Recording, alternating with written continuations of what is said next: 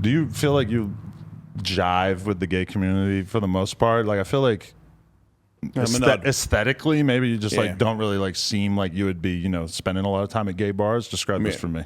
Yeah, well, one, I'm old, so I don't really want to go out. What the fuck? I've been to some gay bars. They got some old heads out there. Oh yeah, having a good old time. No, we're living it. Don't even worry.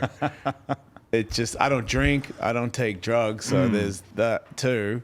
But I'm completely accepted by the gay community. I'm just way more straight. I hang out with straight dudes. Really? I skate and I go to the gym and kick people in the face. There's not a lot of gay talk when you're trying to punch somebody in the head. Because it's got to be weird to be a bisexual person who's like married to a woman and not really like exhibiting anything that would make it obvious that you're gay on a day-to-day basis. Like, do you almost kind of feel like a phony when you even say it? No, you should see me suck dick. But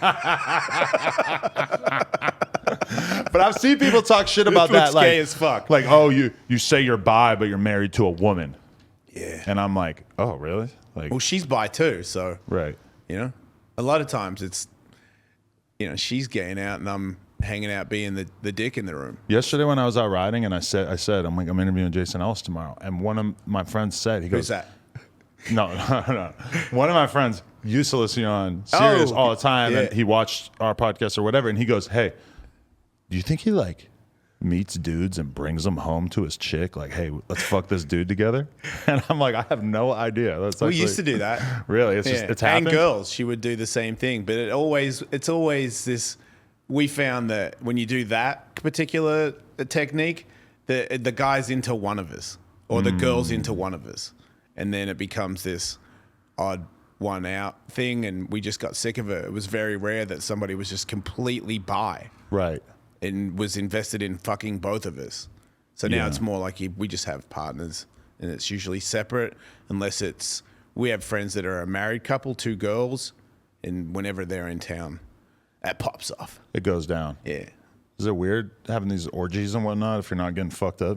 I felt like that was a big part of it at one point. No, I think there was a transition for a while to get used to being sober. Right. But once I got, I got a lot of therapy and shit and became happy with existing, because I had to be high all the time. Otherwise, I was just fucking angry and dark. Really? So now I'm happy. No, I mean, I still smoke weed all the time, but I don't need to be gone, you know, like out of myself. I actually don't like that. Right. Anymore. I used to only want to be in that. Having gotten so used to doing the on-camera threesomes. Yeah. Doing it off camera now to me seems like such a bizarre sort of like intimate waste of time. Like, waste of time. You can't say that at the end of that sentence. It does. It just feels like it would be such a weird use of my Friday night for, instead of me and my girl kicking it, for me and my girl to like go off on some mission into another girl's vagina. I don't know. I just feel kind of like disconnected from that. Yeah, well, I don't do a lot of my stuff on camera, so it's different. You might want to keep it more pure. But I feel like that whole thing that I had in my head for years and years of like wanting to get pussy, like somehow doing it on camera kind of like stripped the allure away in a way. That's a bit sad. No. Well, I guess unless you keep getting it. You do enjoy it when it's on camera though, right? Oh, yeah. Right. But it's like, it's kind of like, okay, you're a kid, you love skateboarding. Then you learn everything about it. You meet every single person. You learn exactly how the industry works. And then your view of it is like, okay, maybe I still love this thing, but I certainly don't view it as this like awe-inspiring, simple thing in a way. Like you start to realize like, oh, that guy who has a photo in the magazine has a photo for a reason. Like the sponsors want that photo there or whatever. You know, in music, it's even more obscene how it's just like, you just realize so quickly, like, oh, that guy has 4 million plays on that song because he just signed to this label and they made it get 4 million plays. This doesn't really, it's not like he's really popular. You know, it's like when it comes to sex, I've kind of like just like seen behind the veil so much that the idea of like meeting a girl and like courting her just seems so foreign to me at this point. Oh yeah, that seems difficult. Yeah. Like if I ever have a girl that wants to sleep with me, it involves like some kind of date before sex, that's probably not going to happen anymore. So I'm like, that sounds like cheating. If I were your girl, I'd be pissed at you for going to dinner with a girl. What? Okay. Like you could fuck her, See, when she sleeps But- with guys, she needs to really like them. She's not like just a walking dick like I am. Right. You know, I mean, I can hook up with any girl. Anybody can suck me off as long as they don't have an STD. Really? And sometimes even really. if they do, right? Unfortunately. I didn't even know you Relatable. could do that. Did you know you could do that? You know you can get an STD from a blowjob? I did not know that. Yes. Yeah, right? Right. Whoops. You feel like you'll be like exploring sexually till you're 87 fucking years old or what? I don't know how much longer my body will last. Maybe my dick won't work or something, and then I don't know. I do a lot of butt stuff now, and I didn't know much about that until recently, and now that seems to be pretty exciting. I'm pretty excited about that. Your butt. Yeah. Jesus Christ. Yeah, it's probably the wrong show to talk Shit about. fits in there? That's crazy. Shit comes out of there. I recently had to have a doctor fucking jam his fingers in there with a rubber glove during I my got a prostate colonoscopy thing. 2 days ago. I got that a couple years ago too, yeah. Why'd you get it so early? Because I forget. I think I went to a doctor and they tested my food or something, and then they ended up saying like, "Oh, we want to figure out what's going on." I forget. But you're okay? Yeah, Good. I think I'm okay. about as okay as I could be after having a fucking doctor shove his fingers in my ass. I really didn't. That's like weird that. for you? I hated it. Girls do that to you? My girl tried one time. It felt weird. I was like, "No, get the hell out of here." Yeah. Each to their own, you know? Yeah. At first, I couldn't do it.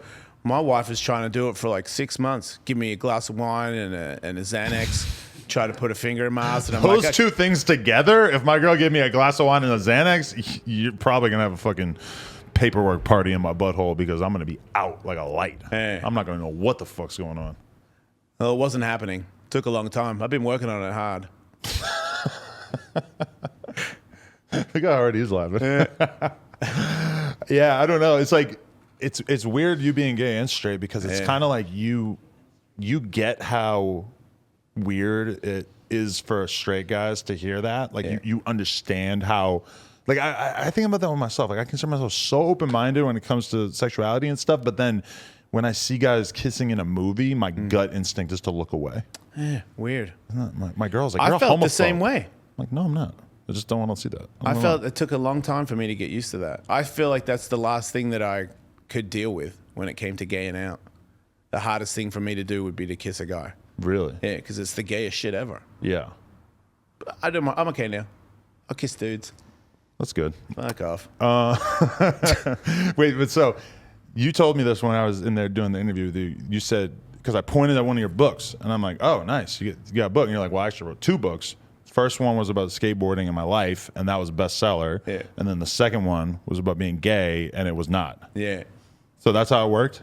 Yeah, I think so. I think the Sirius XM listeners were a little bit more blue collar and maybe not ready for Jason to do that to him. A lot of people got bummed out about I it. assume you have a lot of like truck driver fans. Yeah, Really? not as many That's true. as I used to have. They were out with the gay shit? Oh yeah, Damn, really? yeah. Fuck those truckers. That's all right. I get it. You just, people are. You just said you get grossed out when 2 dudes make out in a movie. Well, maybe truck driver fucking Benny in his truck doesn't want to hear about Ellis sucking dicks. I'm Fair not going enough. to stop listening to somebody's podcast because I know that they used to suck dick. Also, those truckers, they might just be mad about the mandates. I didn't do those. And that was a while before, yeah, I guess. Yeah, For sure. I can't. I just got to be me. I wonder It what makes those me happy. what are those truckers listening to? Probably Rogan.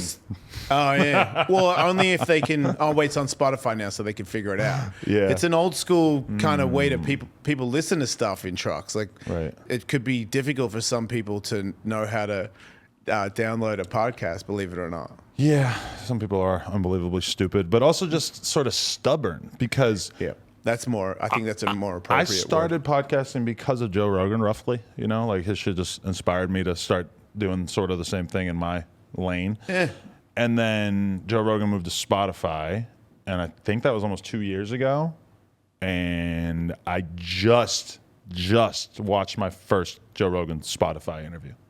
He finally interviewed somebody that I know that I actually like had to listen, but it's kind of crazy to me, even as someone who's very like hyper aware of my own media consumption habits, and I know how easy it is to log into Spotify on my TV and watch shit on there. Somehow, stuff not being on YouTube just like it's not in my line of vision. Like I just don't think about Joe Rogan's podcast the same way that I did when it was just sitting there floating in my YouTube inbox. And Just I feel the like a lot habits, of right? people are like that though. Like it's hard to switch platforms. Like I have a company right now fucking offering us a bunch of money to live stream our live podcast on another platform. Yeah.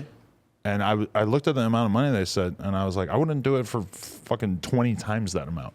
Like Why not? being on YouTube just means so much to me. That's where the audience is at. okay. That's where the growth comes from. I'm know? terrible on YouTube. Really? Yeah. I mean, compared to my radio career, I'm a dog shit.